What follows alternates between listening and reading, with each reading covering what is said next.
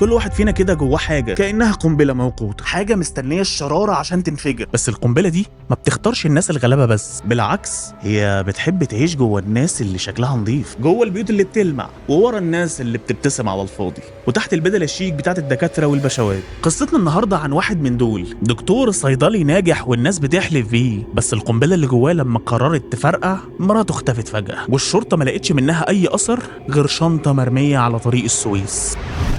القضية فضلت مكانها أسابيع. هشام كان كل يوم بيجي يسأل عن الجديد ويخش يعيط كأنه زوج حزين، والمقدم رأفت كان دايما بيستقبله بابتسامة ويفضل يطيب خاطره وهو عارف إنه بيبص في وش القاتل. كانت لعبة قط وفار نفسية. المقدم رأفت قرر إن هو يغير مسار التحقيق، بدل ما يركز على هشام ركز على الضحية نفسها. طلب سجل المكالمات الكامل لتليفون مريم في آخر أسبوع قبل ما تختفي. كانت قايمة طويلة مليانة أرقام، بس كان في رقم واحد بس متكرر بشكل غريب. مكالمات طويلة ورسائل كتير، ولما عملوا استعلام عن الرقم طلع باسم حد اسمه سمير، شاب ساكن في المعادي. المقدم رأفت طلب ان هو يعمل استدعاء لسمير. سمير دخل مكتب المباحث وهو مرعوب، وشه اصفر وجسمه بيترعش. في الاول انكر ان هو يعرف مريم اصلا، بس المقدم رأفت قام حطه قدامه سجل المكالمات. سمير اعترف فورا، اعترف بعلاقته بيها وانه كان بيحبها بجد، وانهم كانوا مخططين انها تسيب جوزها ويتجوزوا. سمير قال: يا باشا والله انا ماليش دعوه بموتها، انا كنت بحبها بس.